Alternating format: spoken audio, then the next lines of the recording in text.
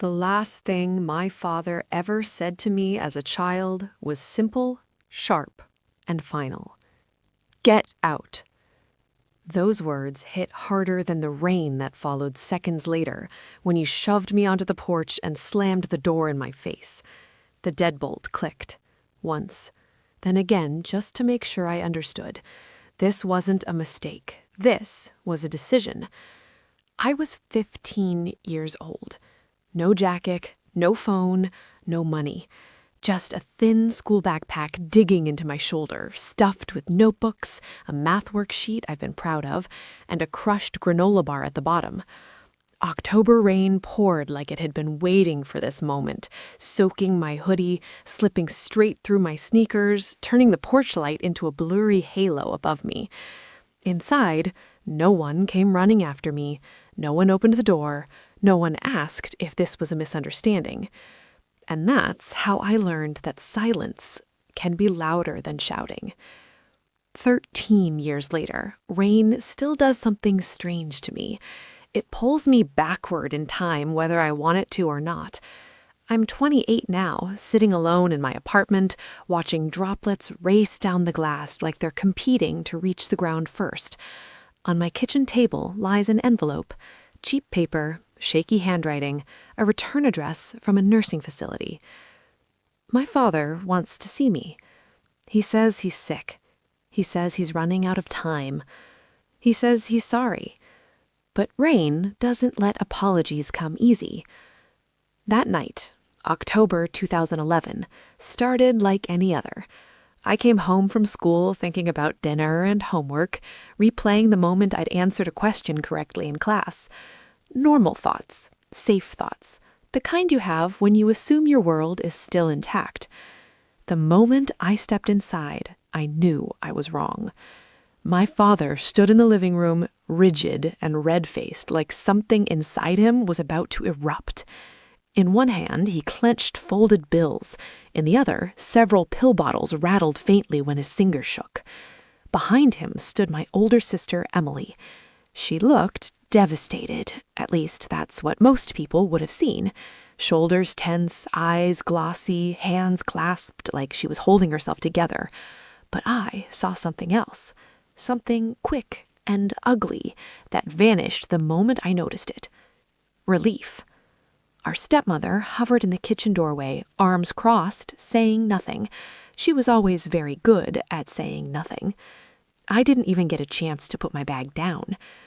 My father accused me of stealing cash from his wallet, of hiding pills in my room, of talking to people I shouldn't be talking to. Emily, he said, had found the proof. She'd tried to protect me, tried to help, but she couldn't keep lying for me anymore. I tried to speak. I tried to deny it, but I could tell instantly it didn't matter. He wasn't listening to me. He was listening to the version of me he'd already decided was real. Emily cried softly. She said she was scared for me, that she didn't want to lose me, that she'd done everything she could. She deserved an award for that performance. My father grabbed my arm hard enough to bruise and dragged me toward the door. He shoved my backpack into my chest, opened the door, and pushed. Rain exploded against my face. "Get out of my house," he said. "I don't need a sick child." The door slammed, the lock turned, and just like that, I didn't belong anywhere. I stood there longer than I should have, waiting for reality to correct itself, for someone to realize this had gone too far. It never did. My phone was still upstairs on my desk. The house behind me glowed warm and dry. The street ahead was dark, wet, and unfamiliar. So I started walking. I didn't know where else to go, only that staying still felt worse. 7 miles away lived the only person who had ever made me feel safe. I didn't know if I'd make it there, and I didn't know that 3 hours later, my father's phone would ring, and everything he thought he knew would begin to collapse. I didn't know it yet, but that storm wasn't the most dangerous thing I'd faced that night. The real danger was already inside my house, smiling, watching, and believing she'd won. I didn't decide where to go. My feet did. They carried me away from the house, past the mailbox, past the corner where the street light flickered, toward the only place that had ever felt steady, my grandmother's home, 7 miles away. The number sounded small in my head, almost reasonable. It was a lie. 7 miles in a car is nothing. 7 miles on foot, soaked to the skin, shaking from cold, is an entirely different creature. The rain came down harder the farther I walked, flattening my hair to my face, soaking through my jeans until they clung to my legs like ice. Every step squelched, every breath burned. Cars rushed past, spraying dirty water onto the roadside without slowing down. No one looked twice. I wasn't a person to them, just another shadow on the shoulder of the road. By the first mile, my clothes were heavy with water. By the second, my fingers stopped feeling like my own. By the third, my teeth were chattering so hard my jaw ached. I hugged my backpack to my chest like it might somehow keep me warm. Inside were textbooks, useless paper, and one half-crushed granola bar that tasted like cardboard when I tried to eat it. I swallowed anyway. Survival doesn't care about flavor. I thought about turning back. The idea rose up again and again, whispering that maybe their father would calm down. Maybe Emily would convince him he'd gone too far. Maybe this would all end with an apology and a lecture. But I knew better. I'd seen his eyes when he pushed me out. That wasn't anger. That was certainty. He believed the story he'd been told, and nothing I said would rewrite it. So I kept moving.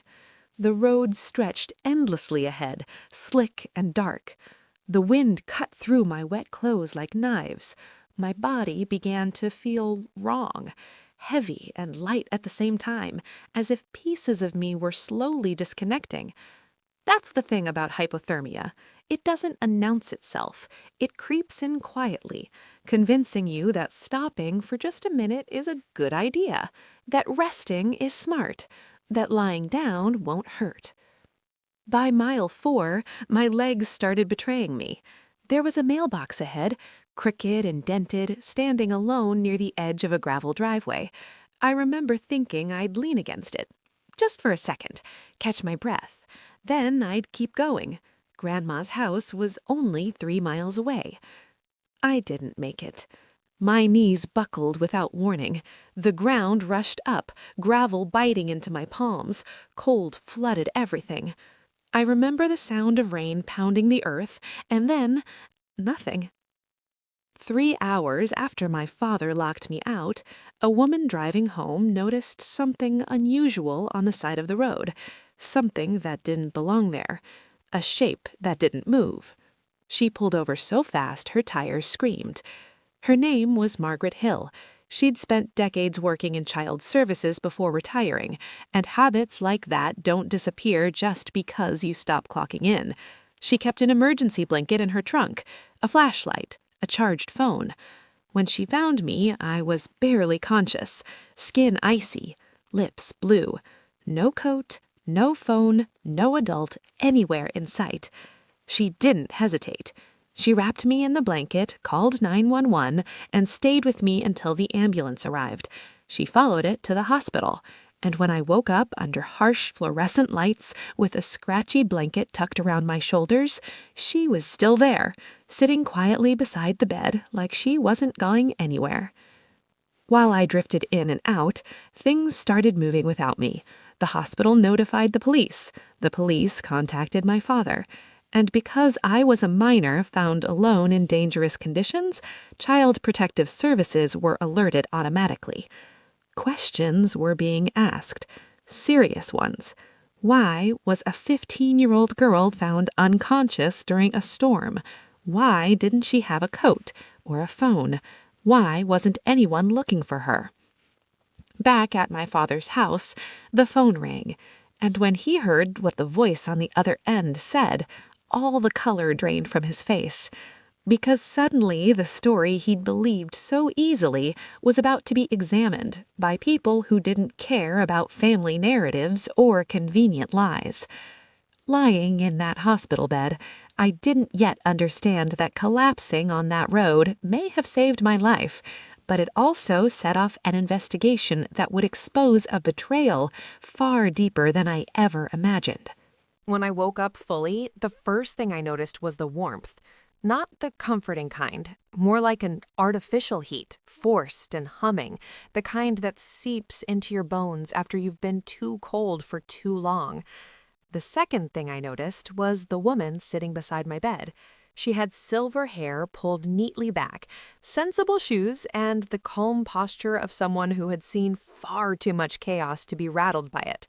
She smiled when my eyes opened, not wide or fake, just enough to let me know I wasn't alone.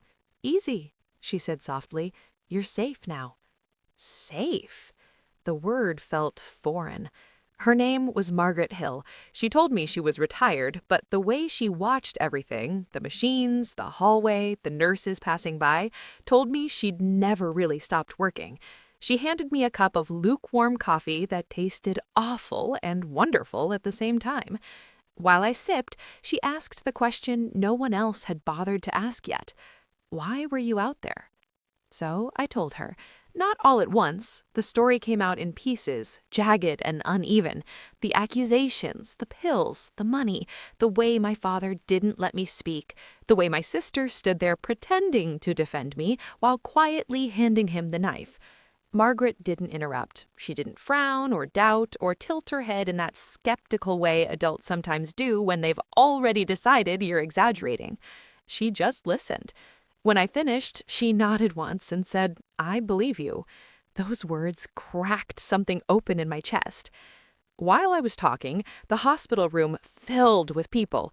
A uniformed police officer, a social worker named Elena Cruz.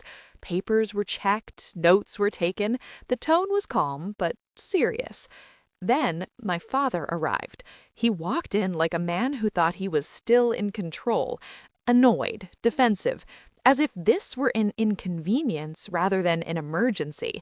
My sister followed right behind him, shoulders hunched, eyes red, playing her role flawlessly. Concerned, worried, the devoted older sister. She started talking immediately. "She's been struggling," she said. "We tried to help her. We didn't want it to get this far." Elena's eyes stayed on her clipboard. The police officer asked my father why I'd been sent out during a storm without a coat or a phone. My father hesitated, just for a second. That was new. Before he could answer, my sister jumped in, explaining how scared she'd been, how desperate things had become, how tough love might save me. Margaret shifted in her chair. It was subtle, barely noticeable, but I saw it the moment she stopped being just a kind stranger and became something else entirely, a professional. More questions followed, calm ones, detailed ones, questions about timelines, about when the evidence was found, about why no one had called for help sooner. My sister's answers were smooth, but a little too rehearsed. Then the door opened again. My grandmother walked in. She was short, sharp-eyed, and absolutely furious.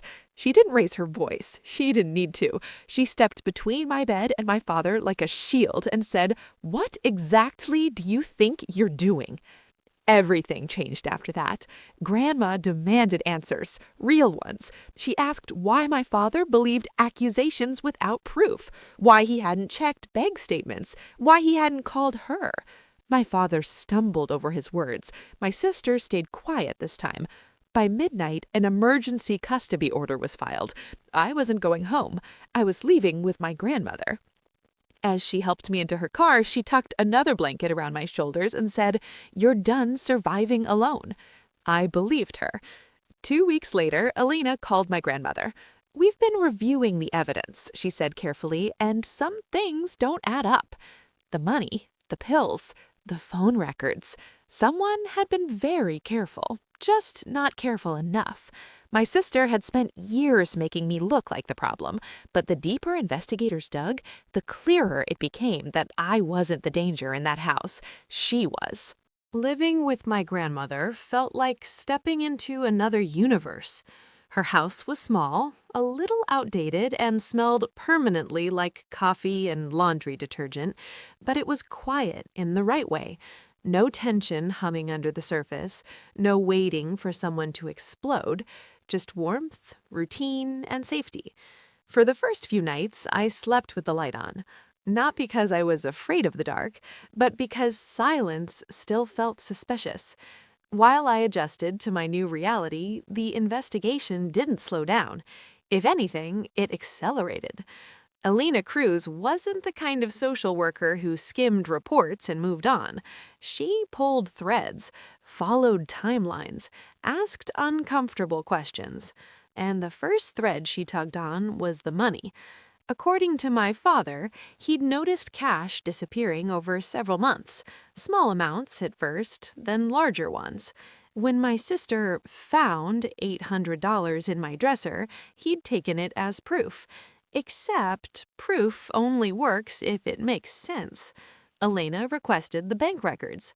The withdrawal that matched the amount found in my room, it happened the very afternoon I was kicked out, at 2:43 p.m.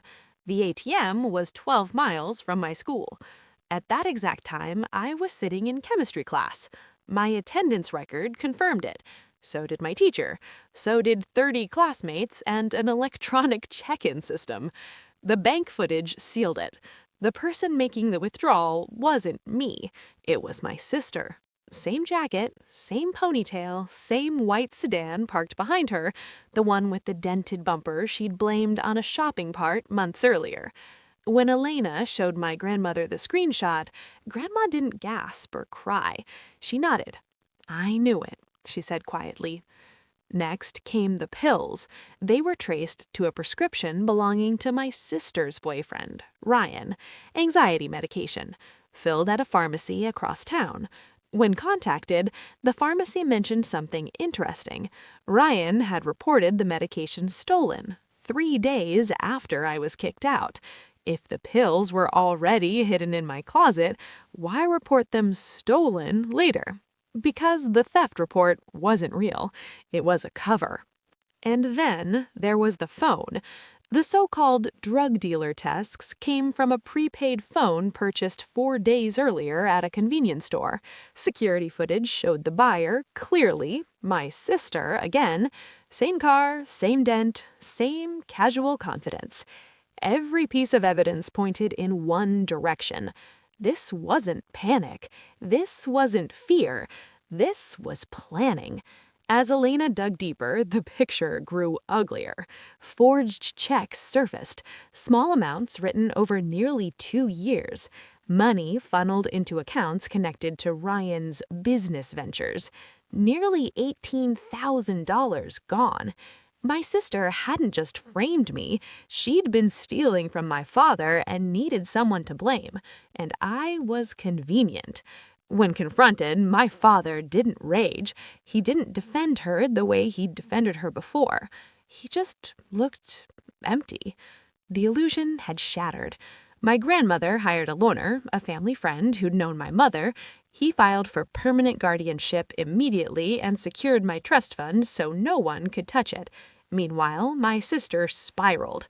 She called, texted, claimed misunderstandings, said investigators were twisting things, said I was tearing the family apart. I didn't respond. I was too busy rebuilding myself. New school, new routine, therapy sessions where I finally had words for what had been happening my entire childhood. Manipulation, gaslighting, control. Names for things I'd always felt but never understood.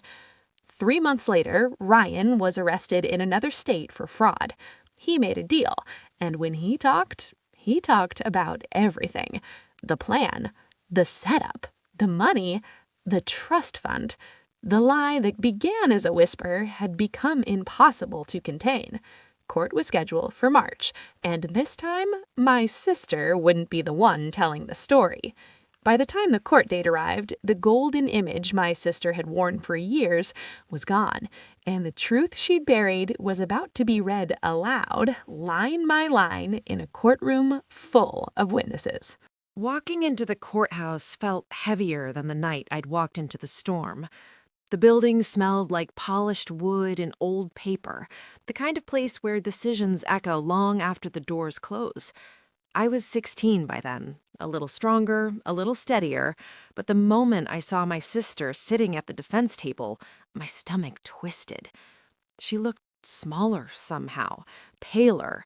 The confidence that used to cling to her like perfume was gone. My grandmother squeezed my hand.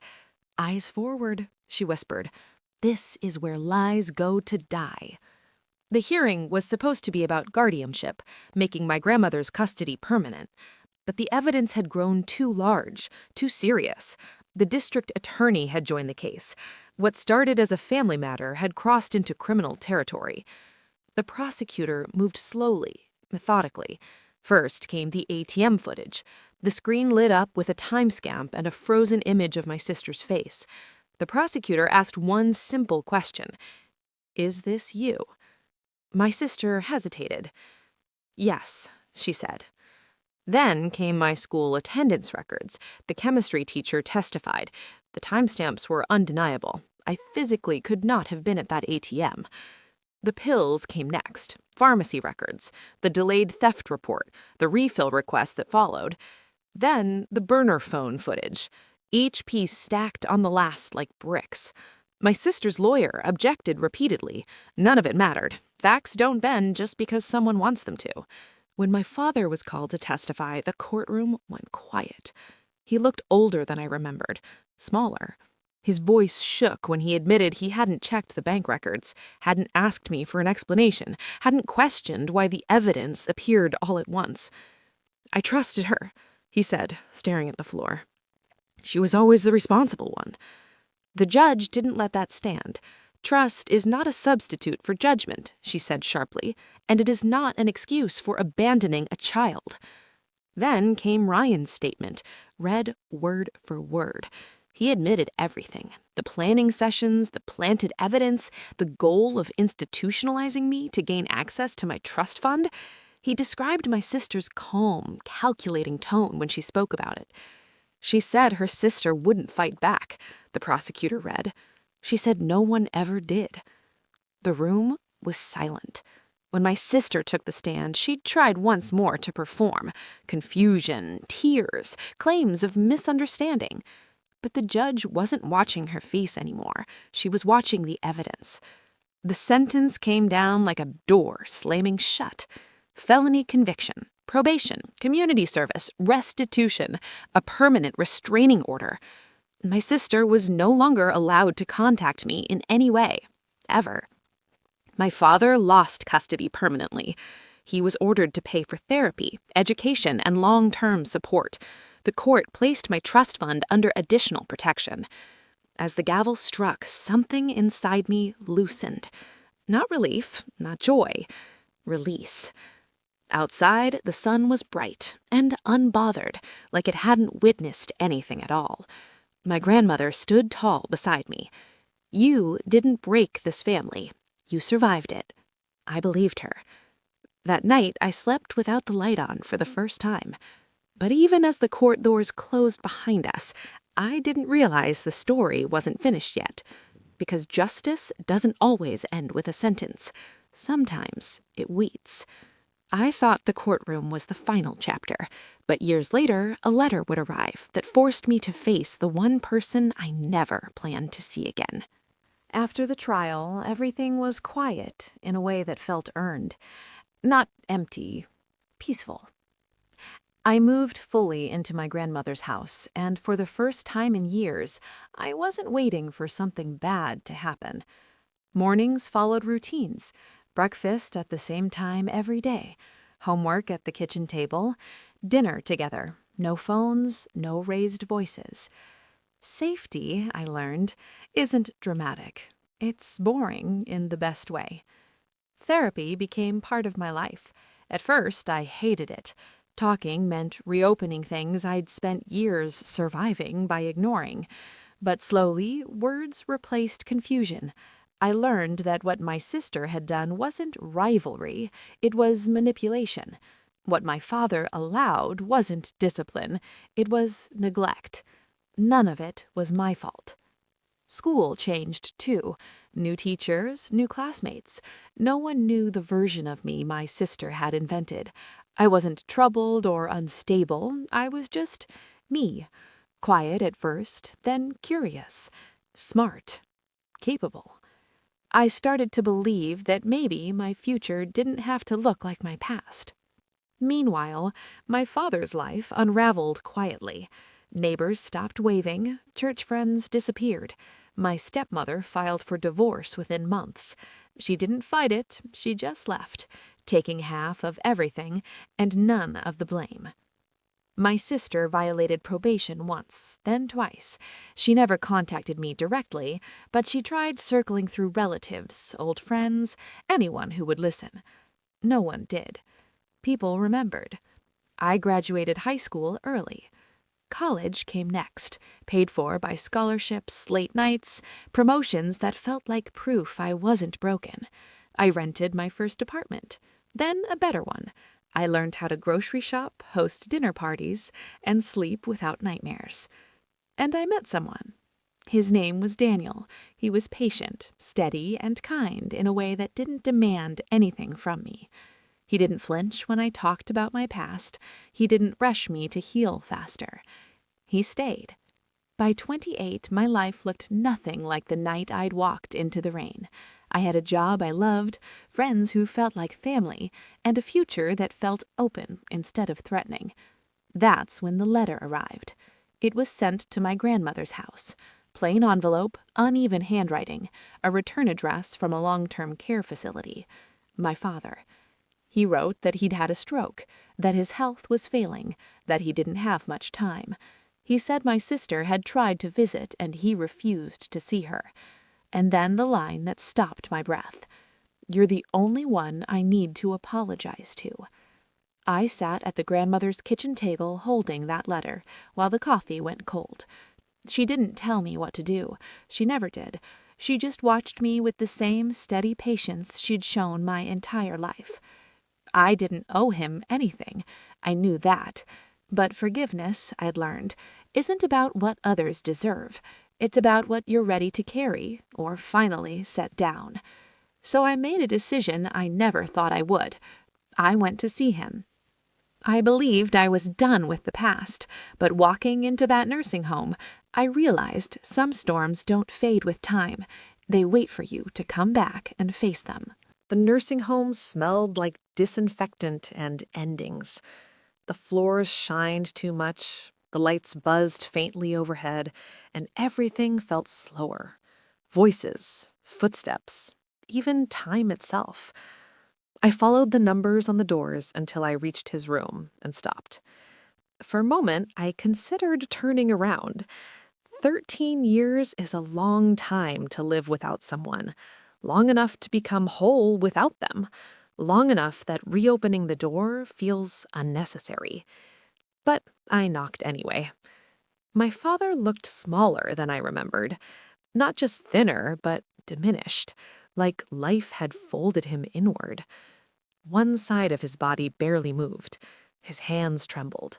His hair had gone almost entirely gray. When he saw me, he started crying.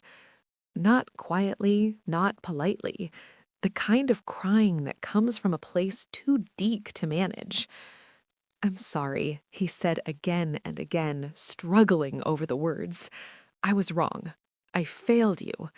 I think about that night every time it rains." I listened. I didn't rush to forgive him. I didn't comfort him. I let the silence stretch until his apology had nowhere to hide. When he finally stopped, I sat down. "I need you to understand something," I said calmly. "Forgiving you doesn't erase what happened." He nodded, eyes wet. "You believed a lie because it was easier than believing me. You didn't protect me. You didn't even question it." He closed his eyes. "I built my life without you," I said, "and I did it well." That part seemed to hurt the most. I told him about my career, my apartment, Daniel, the happiness I'd fought for. He listened like each word mattered. I forgave you so I could move on, not so we could pretend this never happened. He reached out with his working hand. I let him touch my fingers briefly, nothing more. When I stood to leave, he whispered, "She tried to come back. My sister." "I wouldn't let her in," he said. "I can't look at her." That surprised me more than I expected. In the hallway, a nurse confirmed it. My sister had visited the week before, turned away. I walked out into sunlight. October again. Same month, different weather. When I got home, Daniel was waiting. He didn't ask questions, he just held me until my breathing evened out.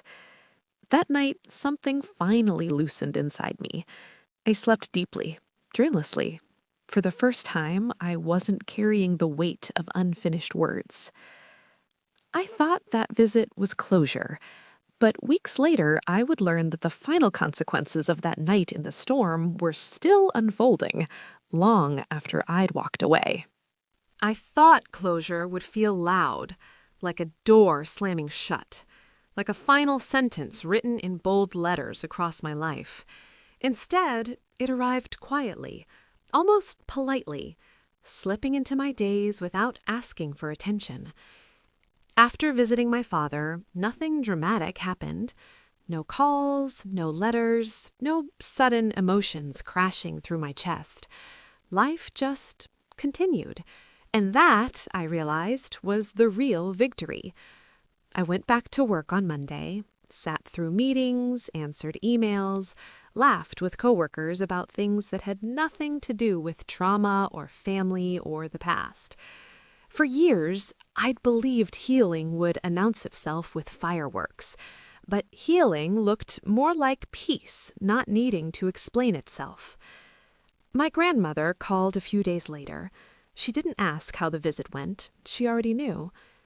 "You sound lighter," she said. I was. But the past has a way of echoing when you least expect it. 2 weeks after the nursing home visit, I got an email from a name I hadn't seen in over a decade, an old family acquaintance, someone who lived in the same town where everything had happened. The subject line read, "I thought you should know." Against my better judgment, I opened it. My sister had been arrested again. This time it wasn't probation violations or unpaid restitution. It was identity fraud. She'd been using someone else's information to open credit accounts. The pattern was familiar. Shortcuts, manipulation, believing consequences were for other people. She was 32 now, still running, still lying, still blaming everyone but herself. I closed the email and felt nothing. No satisfaction, no anger, no sadness, just distance. Later that night, I told Daniel. He shook his head and said, "Some people never stop choosing who they are." He was right. The difference was I no longer felt responsible for fixing it. My father passed away 3 months later. The nursing home called my grandmother, who called me. I didn't rush there. I didn't feel guilty about that either. I'd already said what needed to be said. I attended the funeral quietly, sat in the back, no speech, no scenes. Only a handful of people came. The man who once filled a room had left it nearly empty. Afterward, as people stood around awkwardly, I stepped outside. Rain began to fall, soft this time, barely a mist. I laughed under my breath. Of course. I stayed only a few minutes longer, then left without looking back. On the drive home, something strange happened. A memory surfaced, not of the storm, not of the accusations, but of my mother brushing my hair before school, humming softly, like the world wasn't dangerous at all. I held on to that instead. Weeks passed, then months. Wedding planning began. My grandmother insisted on hosting it in her backyard. "I'm not going anywhere, and if I do, I'll haunt you." I believed her. Life filled up with good things, normal things, love that didn't require performance, trust that didn't need proof.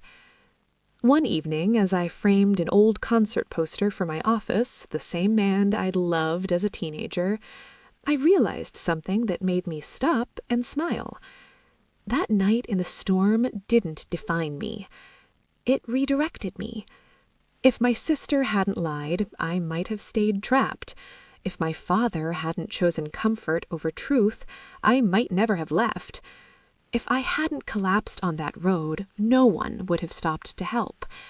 Some storms destroy you. Others show you the way out. I believed the story was finally over, but the truth is, some endings don't arrive until you understand exactly what you survived and why it made you stronger than anyone expected. It took me years to understand that survival isn't the same as strength. For a long time, I thought being strong meant not talking about what happened. It meant moving on quickly, not flinching when October rolled around, not letting old memories interrupt a perfectly good day. I wore my independence like armor and told myself that needing nothing from anyone meant I'd won. Therapy taught me otherwise. Strength, real strength, was sitting with the truth without letting it define me. It was acknowledging that what happened wasn't just a bad night, but a pattern that stretched back years, quiet, careful, and deliberate. My sister didn't wake up one morning and decide to ruin my life. She practiced. She practiced control in small ways long before the storm. Lost homework, missing invitations, teachers gently warned that I seemed distracted, troubled, withdrawn. A reputation built without my consent, brick by brick, while I was too young to understand what was happening. And my father didn't suddenly fail as a parent that night. He failed slowly. Every time he chose peace over responsibility. Every time he let my sister manage things so he wouldn't have to. Every time he ignored discomfort instead of asking hard questions. Realizing that hurt more than the accusations ever did, because it meant the storm wasn't an accident. It was inevitable. I started volunteering with a youth mentorship program a year after my father died. I didn't tell my story at first. I didn't want to be the inspiration. I just wanted to help kids with resumes, college applications, interview skills. But one afternoon, a girl stayed behind.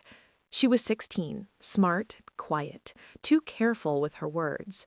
She asked me, "How do you know when something is wrong at home, but no one believes you?"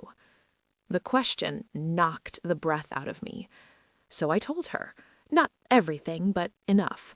I told her that being doubted doesn't make you dishonest, that adults can be wrong, that the truth doesn't need permission to exist. I told her that help sometimes comes from strangers, and that survival doesn't mean staying where you're being hurt.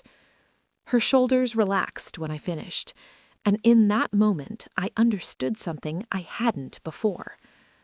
The worst part of what happened to me wasn't the rain or the cold or even the betrayal. It was the isolation, that feeling of being the only one who knew the truth and believing that made me invisible. I wasn't invisible anymore. Neither was she. Daniel noticed the shift before I did. He said I spoke differently now, more openly, less guarded, like someone who'd stopped bracing for impact. "Whatever you're doing," he said, "keep doing it." So I did. I stopped hiding the parts of my story that scared people. I stopped softening the truth to make others comfortable. I stopped apologizing for surviving something ugly. The night before our wedding, my grandmother handed me an envelope. Inside was a folded piece of paper, my mother's handwriting. A note she'd written years before she got sick, tucked away with important documents. I read it slowly, hands shaking. It said, "If anything ever happens to me, remember this.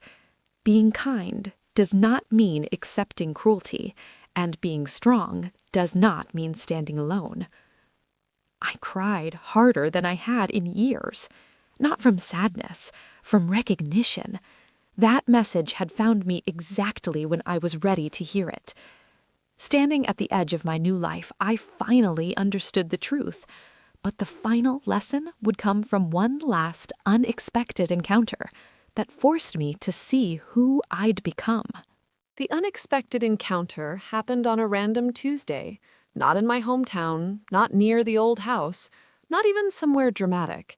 It happened in a grocery store 3 blocks from my apartment, between the cereal aisle and the freezer section.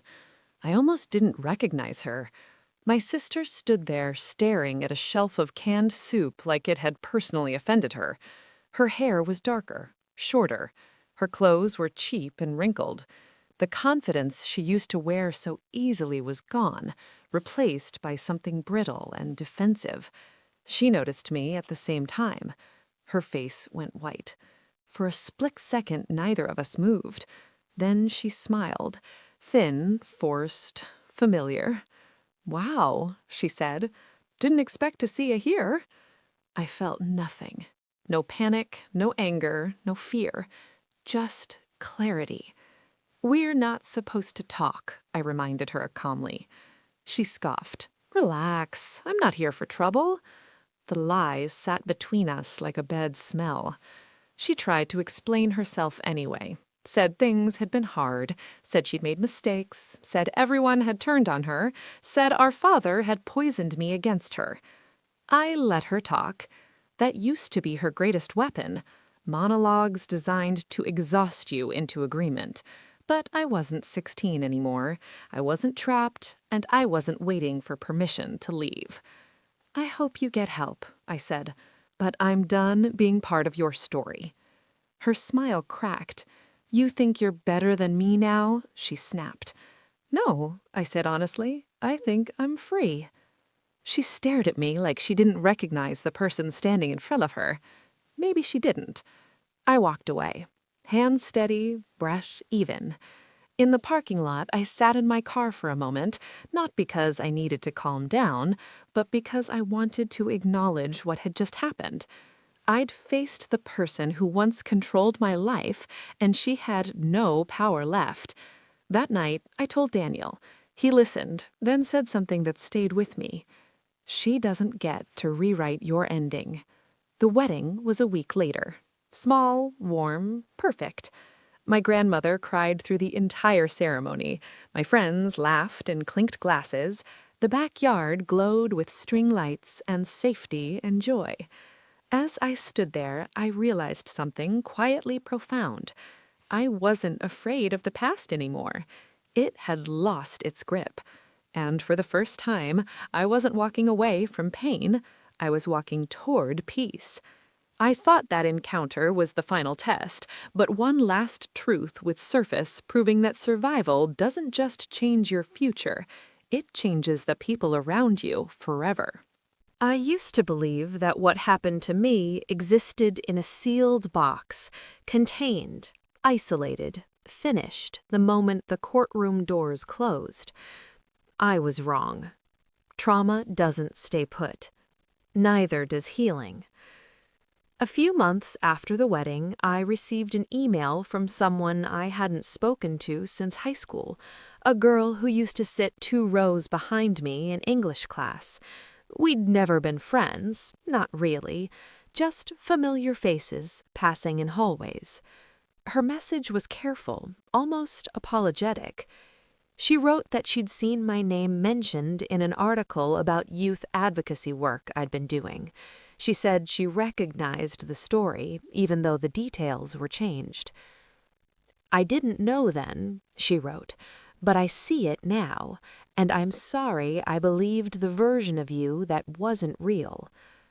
I stared at the screen for a long time. That email mattered more than I expected, because it confirmed something I'd suspected but never proven. People had believed the lie. Not because it was convincing, but because it was convenient. And now, years later, the truth was still traveling. Slowly, quietly, but persistently.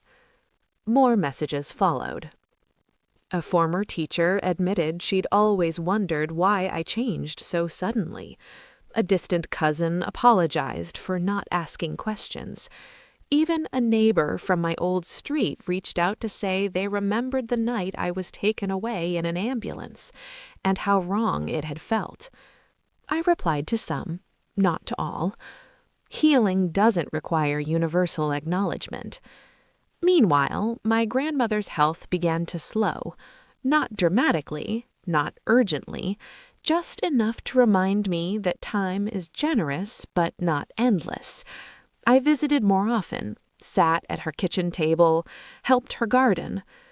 One afternoon, she looked at me and said, "You know, you changed the direction of this family." I laughed. I didn't exactly plan to. She smiled.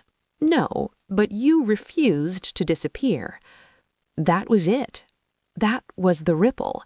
Refusing to disappear doesn't just save you, it forces truth into the open. It makes lies uncomfortable.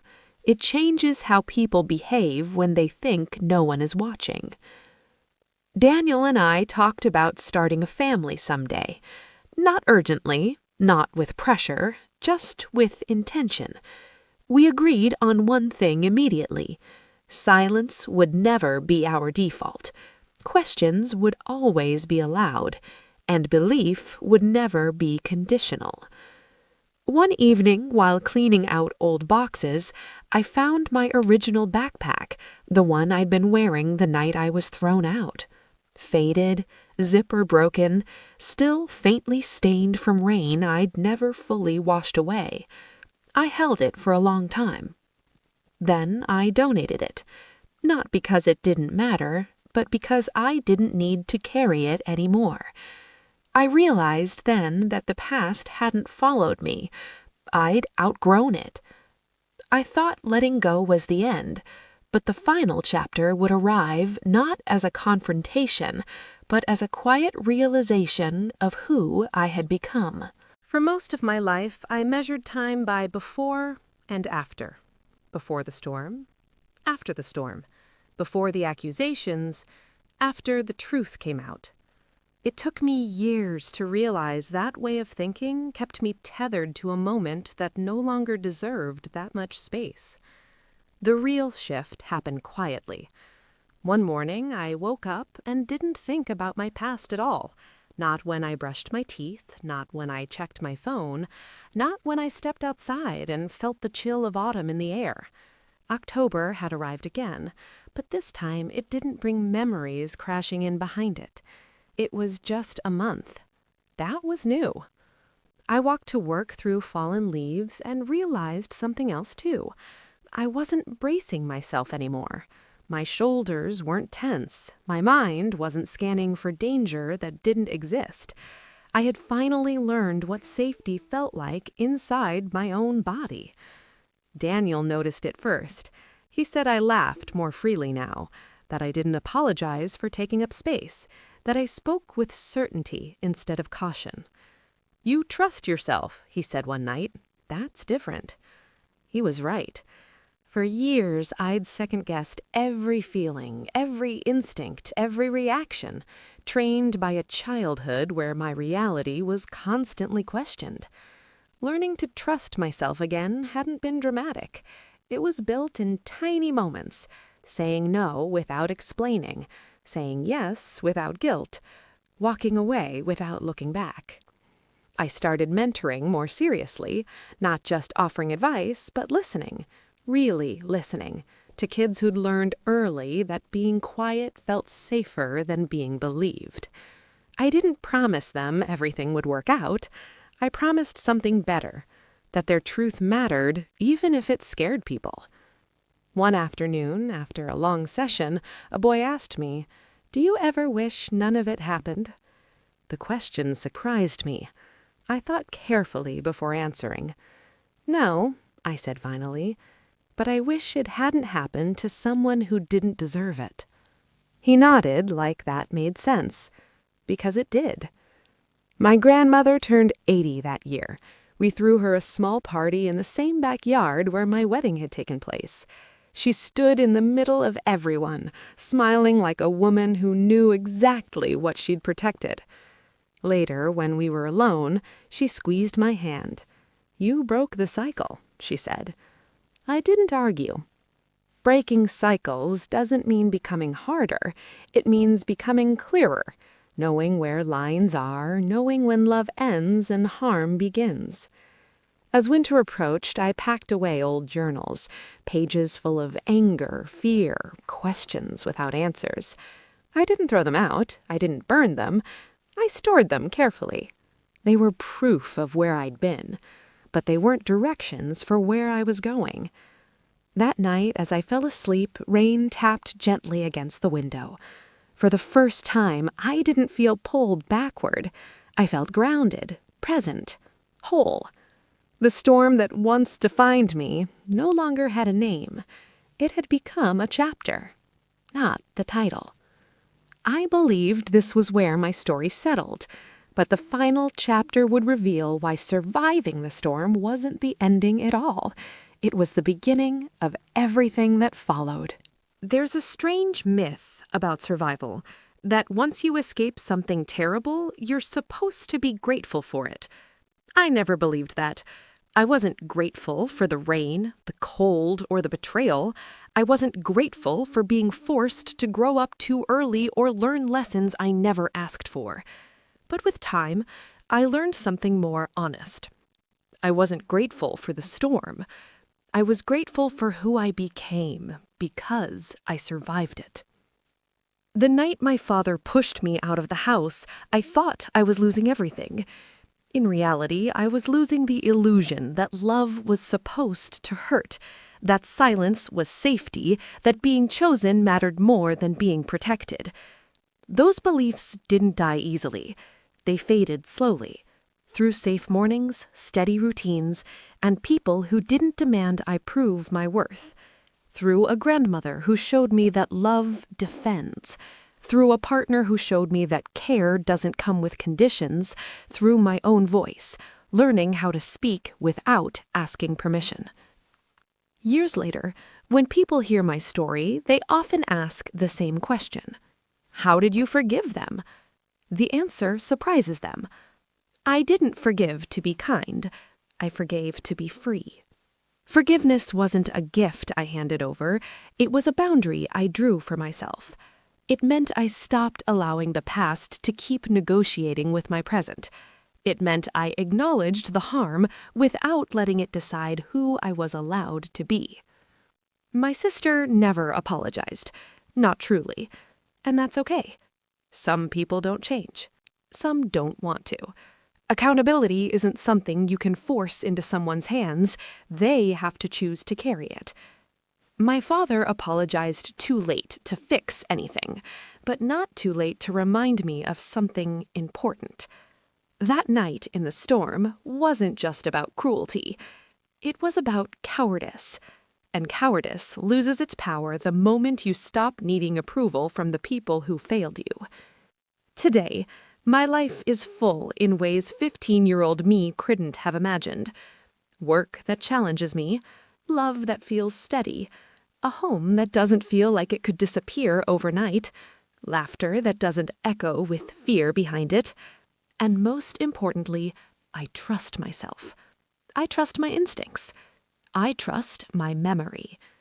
I trust my right to walk away from anything that feels wrong.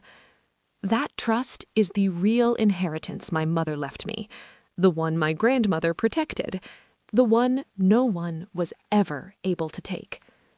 Every October now, I take a walk when it rains, not because I need to relive anything, but because it reminds me of how far I've come.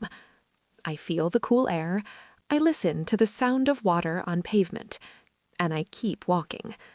Because the storm didn't end me. It redirected me. If you're listening to this and you recognize pieces of your own life in mine, if you've ever been disbelieved, dismissed, or made to feel invisible, know this. Your truth doesn't need consensus to be real. Your survival is not an accident, and your future is not obligated to look like your past. Some storms break you. Others teach you exactly who you are. And once you know that, Nothing can take it away.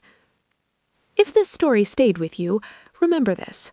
The night you think you lost everything might be the night your real life quietly began.